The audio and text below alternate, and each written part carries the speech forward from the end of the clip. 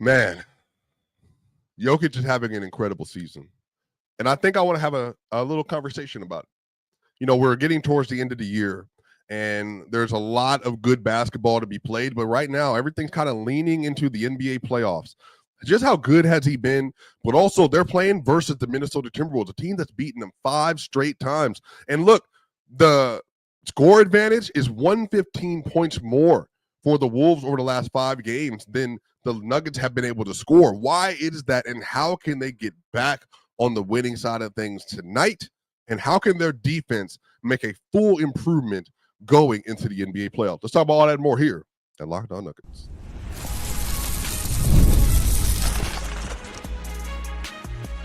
You are Locked On Nuggets, your daily Denver Nuggets podcast. Part of the Locked On Podcast Network, your team every day. What's going on, y'all? Welcome to Locked On Nuggets. This is your host, Swipe, and this is your team every day. Shout out to y'all. Great to see y'all again. I hope you are having a spectacular, fabulous, wonderful day as we get ready for some more great NBA basketball tonight. I can't wait to have this conversation with you all. But first, today's episode is brought to you by Game Time. Download the Game Time app, create an account, and use code LOCKEDONNBA for $20 off your first purchase, y'all. So let me tell you where my mind has been. So I have been doing a lot of studying and a lot of research as of late into the NBA season, some trends, things that are going on around the league, but in particular about the Denver Nuggets. And one of the things that I want to do here is I don't think Jokic is going to win the MVP, which is perfectly fine because SGA, they deserve it. They're on pace to win 69 games. SGA is leading the NBA in scoring. He's having one of the greatest guard seasons of all time. I think that is something that should be celebrated and deserved. And I think Jokic in any other context would probably win the MVP going away. But you have 2 all-time great seasons, and the media is more than likely going to award winning. And that's perfectly fine. I think that right now, the way that Jokic is being talked about historically, like things have moved. Because obviously, if you remember, everybody remembers going into the NBA championship in 2023, a lot of people just did not think that Jokic was like an all-time great, even though he had won 2 MVPs already at that point. A lot of people just didn't feel like he had earned his way into being considered an all-time great, or even that he had earned those 2 MVPs. They thought he was just simply an analytics darling. So the conversation about Jokic shifted from that point to after they won the title. They went 16-4. Jokic averaged 30, 13, and 9.5 assists a game, and just had maybe the best offensive run that we've ever seen in the NBA playoffs. And then from there, we get a chance to see Joker go into the 2024-25 season, continue to set the record straight, averaging 26, 12, and 9, 57-win team in the Denver Nuggets. And from that point, the Nuggets were able to make it to the second round. They end up not winning and losing to the Minnesota Timberwolves in 7. But everybody kind of had it already substantiated. Like, what else could Joker do? But one of the things I want to highlight, y'all, Joker, in the offseason, he knew that the Denver Nuggets were going to struggle with their shooting. He knew that the Denver Nuggets were not going to have the personnel that they had historically. And so he needed to be able to upgrade his numbers to a degree. He needed to be able to space the floor out because the Nuggets were going to need him to do so. And Jokic has responded by having his best shooting season from the three-point line ever. He has responded by becoming one of the best shooters in the NBA, bar none.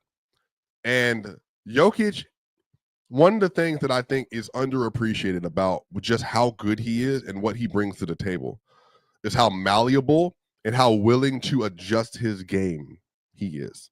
And if you just look at Jokic's season on a month-by-month basis, and every single time the Denver Nuggets have needed him to respond this year, or to up his play, or to score more, score less, play make more, play make less, pass more, touch the ball more, be a better off-ball player, you name it, he's done it. And Jokic this year has been leading the best offense in the NBA by being the most efficient volume scorer in the league. I don't think people realize this.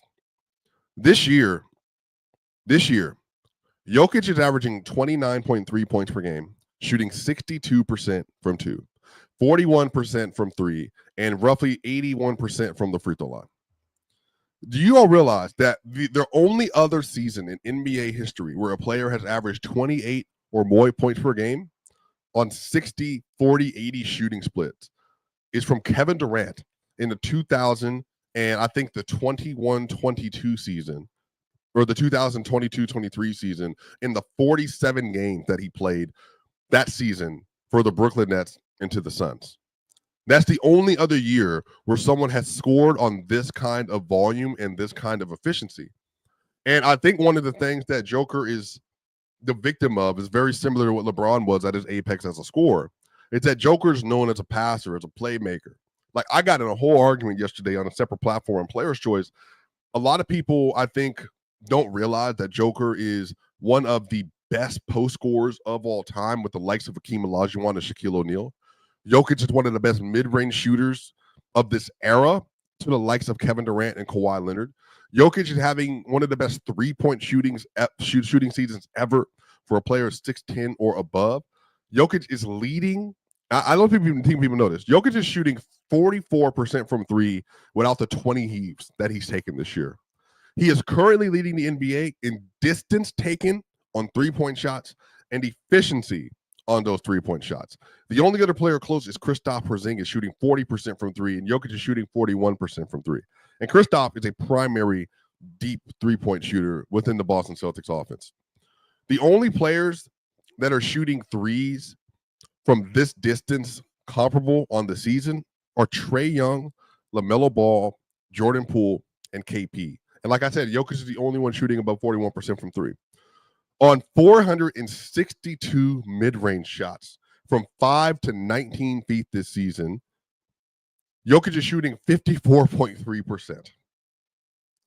Again, on mid-range shots from 5 to 19 feet, on 462 of them this year, Jokic is shooting 54.3% from mid-range. Again, Kawhi Leonard, Kevin Durant level dominance from that area on the floor. We're getting an unprecedented year where Jokic is shooting 72% on restricted area shots, which is right around the rim, shooting 54% from mid-range shots, from short to deep mid-range shots. And then he's shooting 44% from three, y'all. Like, it is bonkers what he's doing this year. Jokic is shooting 100% on left corner threes this year, 44% on right corner threes this year.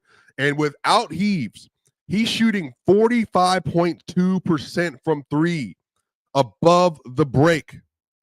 And on top of that, this season, Jokic has been one of the best off-ball players again in the sport. Jokic this year, as a spot-up shooter, is shooting 1.35 points per possession as a spot-up shooter. Y'all, I wish that people were able to, I think, appreciate him a little bit more, because what's happened is he went from being vastly underrated to, I think, for people properly rated. And then I think when you get people like Kevin Durant saying he's a top 10 player of all time already in his age 29 season, I think what that's done is, like, people still feel the need to hold on to, well, he hasn't won multiple championships. You know, we don't want to put him in conversation with Jordan, with LeBron, and with Shaq and other players like that, because we think the defense is that big of an issue.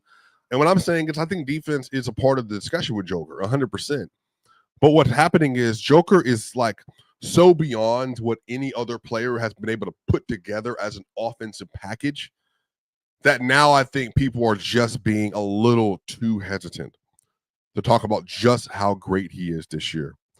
The Nuggets are, per Cleaning the Glass, they are 45 games better when he plays. Like, he makes a difference of them winning 45 more games this year when he's on the court. The Denver Nuggets are 21.2 points better with him on the court offensively this year. There's nobody else like him in the NBA. Like, in the last 3 years, Jokic has a 24.8 swing in terms of the difference on off court, a 23.7 last year, and a 20.8 this season. And for many people, this roster is very flawed, and I understand why. But for Joker to be able to take this team as good as Jamal and Porter and Gordon and Russ and them have been this year, and Christian Brown, which they've been really good. But relative to the other contenders, they have really they've really struggled this season. And yet Joker has been able to put together his finest year that he's ever had. On the other side, we're going to finish up this conversation about just how good Joker is, and I want to get into some more of the numbers, but then I want to talk about this matchup with the Minnesota Timberwolves and how the Denver Nuggets, can they rewrite the story of the year with the Wolves since the end of last year's playoff? We'll talk about all that and more here at Locked On Nuggets.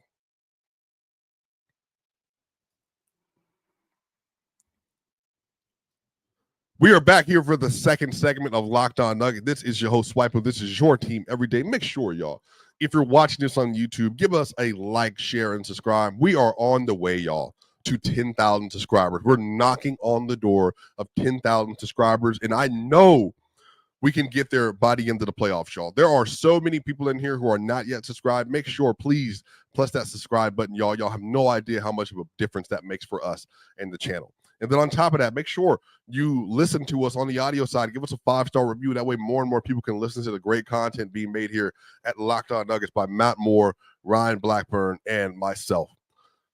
I'm going to wrap up this conversation about Nikola Jokic, man, because I want people to really be able to appreciate just what he is this year.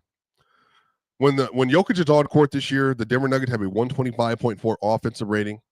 Like, that's the best in the NBA for a player playing 30 or more minutes by a gap this season. Like, this year, you can't trap Jokic. You can't double Jokic. You can't single coverage Jokic, and you can't face guard Jokic and front Jokic for too long. Because what happens is Jokic has now put other defenses in such a bind that he's become one of the best scorers everywhere on the court in the NBA. And I'm making the argument, y'all, Jokic is the best scorer in the league. And I've made this argument for the last 3 years. I think that SGA is making a great argument in his own right, and Embiid has historically as well. But in a playoff setting, I don't really think I just think that there's too many things that he does well. Like, even this year, y'all, Jokic is leading the NBA in post-ups. And among players who have played at least 50 games this year with at least 3 post touches a game, he's the most efficient post-up scorer in the sport. Now, Embiid and KP are 2 of the other really good ones. Now, if they played more games, they would qualify for this. But among players that have played over 50 games that lead the NBA in post-ups, he's also the most efficient. Like, it's just bonkers, y'all. And on top of that, y'all, if you look at his playoff career, Jokic is averaging 27 points per game in his playoff career. And he had above a 61 true shooting in 80 playoff games. Like, again, there's nobody else that's like him. In the last 5 regular seasons, which is 358 games, Jokic is averaging 26.7 points per game on 66 true shooting. Like, Jokic and Steph Curry are the only 2 players in NBA history with 4 or more seasons averaging 24 points per game on 65 plus true shooting. They're the only 2 players ever, and this is Jokic's 4th straight year of doing that. On 29 points a game and 66 true shooting, basically, y'all. Like, I love how selfless he is. I love how dedicated to its craft he is. And what you will continue to get for people that cover this team is an appreciation for just how good he is. Because I think the league, once he is gone and once he hangs it up, which we don't have to worry about for several years, he is going to be a bona fide top 5 to 10 player that's ever played the sport. And right now we're watching him at his apex of his powers. And for the last time, Jokic this year, y'all, if you look at the overview of his season, 29.3 points per game, 12.8 rebounds a game, 10.2 assists per game, 1.8 steals per game. Jokic is top 3 or top 2 in points, rebounds, assists, and steals a game, while being one of the best shooters in the league and the best playmaker passer in the sport. We may never see another season like this. But y'all, the Denver Nuggets, man, the story of the year beyond the offensive greatness has been the fact that they have just not been able to play good, consistent defense all season. And I think that there are solves for this. I think there are things that they can do that they can make this more of a win for them. But the facts are this. They don't show enough effort. They don't. And I think one of the things that they've struggled with the loss of KCP and Aaron Gordon being injured is that their effort wanes from how aggressive they decide that they want to actually be and how consistent they want to be with their rotations. And I think that we're just at a place where the Nuggets are going to have to be able to reset their expectations for themselves and how much they're willing to give. What people don't realize is this. If you go to the NBA.com and you filter out first half defense, second half defense, the Denver Nuggets have the second worst first half defense in the NBA, right behind the Washington Wizards and right in front of the New Orleans Pelicans. Now, let me ask y'all this very, very directly. Do the Denver Nuggets have a worse defensive personnel than the Washington Wizards and then the New Orleans Pelicans? Do they have a worse defensive personnel than the Philadelphia 76ers this year, the Charlotte Hornets this year, the Chicago Bulls, the Sacramento Kings, the Phoenix Suns, the Atlanta Hawks, the Brooklyn Nets, the Utah Jazz, the Spurs with no Wemby, the Pacers? No, I don't believe that they do. So what is happening in the first half? They are not committing enough effort to the attention to detail. They're not committing enough physicality to the first half defense that they're playing this year. And that's why in the first half, they're getting boat raced. Now, another part of the discussion is teams are scoring 9.5 points per half in the first half, 9.5 points a half off turnovers from the Denver Nuggets. Because the Nuggets are a high-passing team. They're not getting back on defense, and they're also not being careful with the basketball. The Nuggets are also giving up 7.1 second chance points in the first half. That's also a part of the issue. Fast break points. Teams are scoring 9 fast break points a game in the first half versus the Denver Nuggets. That's a part of the issue. The Denver Nuggets are also giving up 26.8 points in the paint in the first half versus opponents this year. So you want to ask the question about what they're doing and not doing in the first half. They are not limiting possessions enough. They're not playing good enough transition defense, and they're turning the ball over too much and not getting back. If you dive into the numbers, that's what the difference is. They're not working hard enough to end possessions. They're not working hard enough to protect the basketball, and they're being lazy on certain things that they need to be able to do better. And why do I know this is an empirical fact that they have it in them? Oh, well, I'm glad you asked. If you look at second half defenses in the NBA, the Magic are number 1, the Thunder are number 2, the Clippers are number 3, the Wolves are number 4, the Rockets are number 5, the Bucks are number 6, the Celtics are number 7, the Pistons are number 8, and your Denver Nuggets are the 9th best second half defense in the NBA. Why? What changes? What changes from the second half to the first half? I'm glad that you asked. The Denver Nuggets start taking better care of the ball. They're giving up less points per game, points off turnovers in the second half. Second chance points in the second half, they're also getting better on that point. Fast break points in the second half, they're also giving up less of those. But by and large, the biggest reason is they're averaging 16.7 defensive rebounds in the second half, which is 4th in the NBA. They're limiting possessions, and they're playing with way more effort. The Nuggets have a 112.8 defensive rating in the second half this year. And if they just did that all year, they would be a way different team. They're the second worst defense in the NBA in the first half. And they're the 9th best defense in the NBA in the second half. And that number has slipped. Because at one point, they were the 7th best defense in the NBA in the second half. For me, this is all about effort.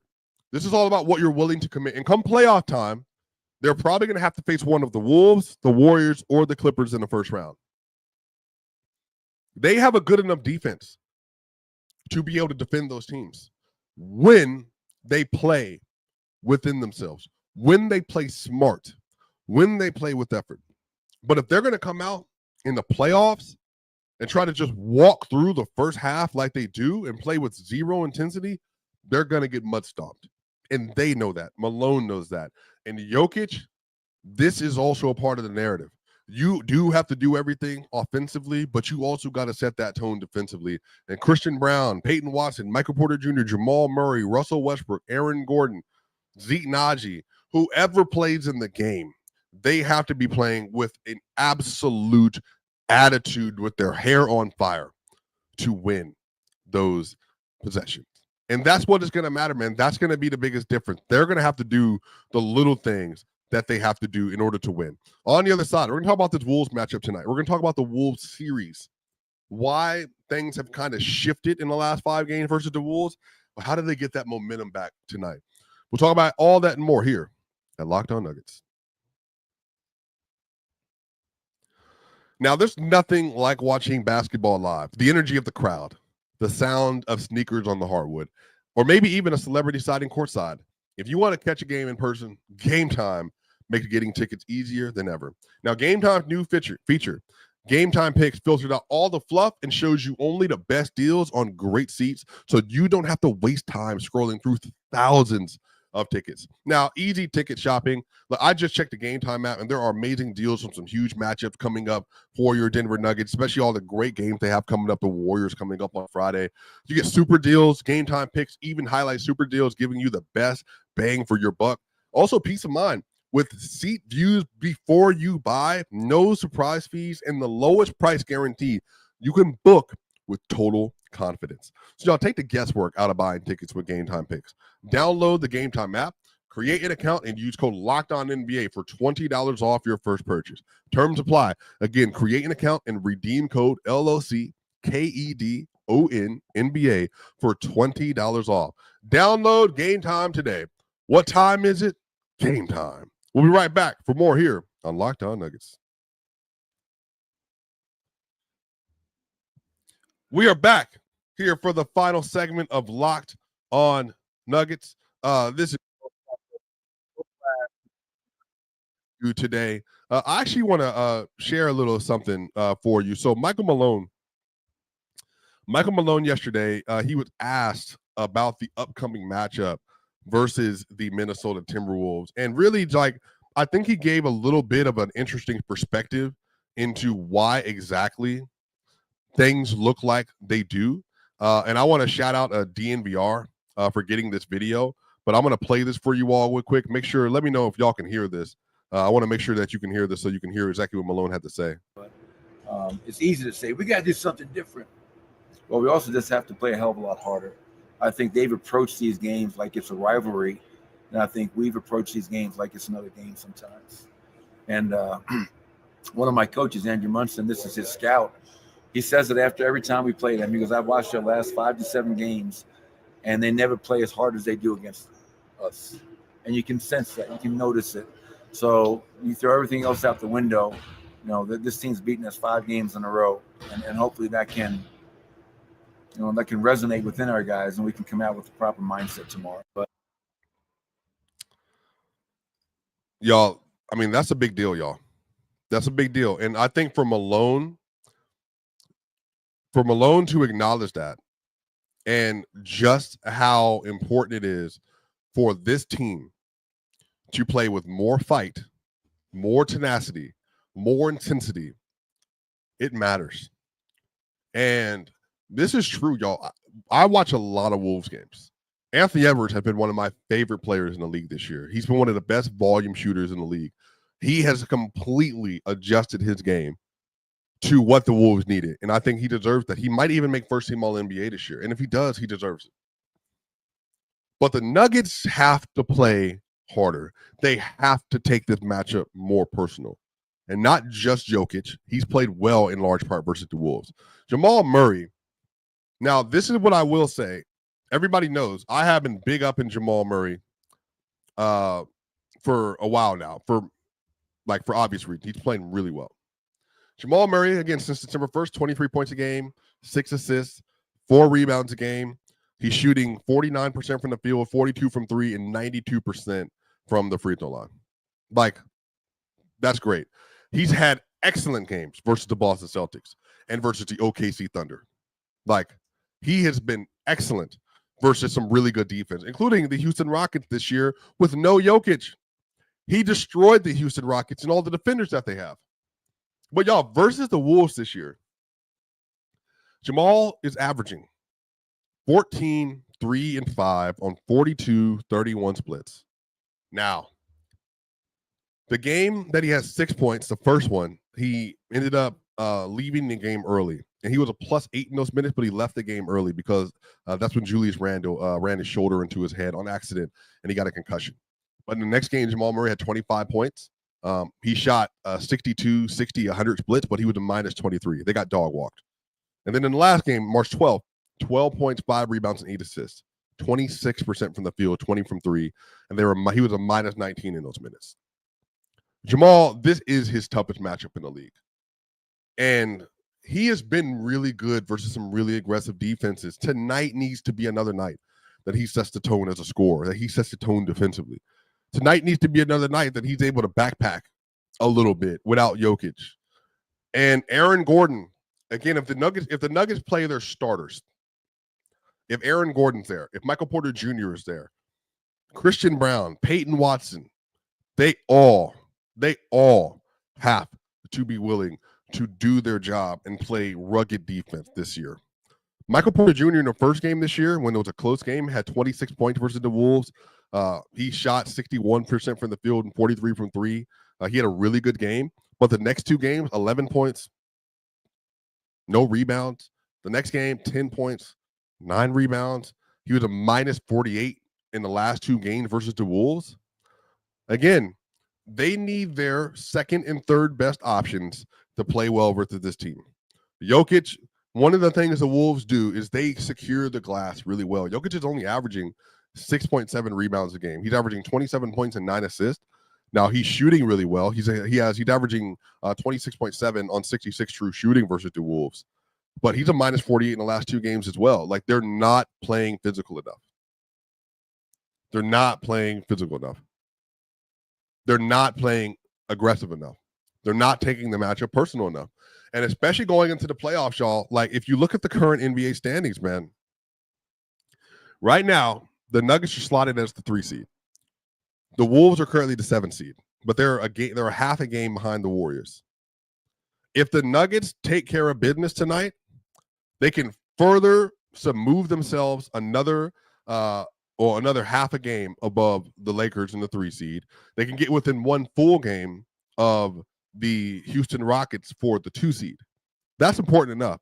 But also on top of that, the Wolves are in a dogfight. And, like, honestly, if you ask me, the Nuggets, I think, would match up better versus the Golden State Warriors in the first round. And I think that is something that they should not be looking to do, but I think they can win tonight and further put more distance between the Warriors and the Wolves in that 6 seed. But again, y'all know how I am. Like, I know a lot of my contemporaries, they've been big on, like, want to get favorable matchups and all that. But you know how I'm wired, just you have to be ready to play who's in front of you. Because in the NFL and in football, you don't get to do that. Like, you don't get to adjust the playoffs. You have to beat who's in front of you. And I think in the NBA, in large part, every team you play has things they're good at. The Warriors are going to have Steph and Jimmy Butler. The Wolves are going to have Anthony Edwards and Nas and Rudy Gobert and Julius Randle and Nickeil Alexander-Walker and Dante DiVincenzo. And then you play versus OKC. They got Shea and J-Dub and Chet and iHeart and Caruso and Wiggins and Cason Wallace and, like, so many different players. You play versus the Lakers. They got Luka, Reeves, and LeBron. I mean, you play versus the Clippers. James Harden, Kawhi Leonard, Ivica Zubac. Elite defense and Chris Dunn. I mean, it doesn't matter. Like, the Houston Rockets, even Amin Thompson, Fred VanVleet, Jalen Green, Alfred Şengün, the Nuggets, you're going to face a really, really good team in the playoffs every round. So for me, it's not a matter of adjusting the matchup. It's a matter of you showing up and taking care of your business. And if the Nuggets do that, they can win tonight. It's really that simple. And it's going to take them being willing to do the small things defensively. If they come out in the first quarter and they set the tone in the first quarter tonight, and they don't just lay down defensively, and they don't just let them walk into whatever they want to walk into. Aaron Gordon, play physical, and Julius Randle. Jokic, play up at the level. Michael Porter Jr., rotate behind. Jamal Murray, play aggressive at the level. get over screens. Christian Brown, like thud up versus Ant.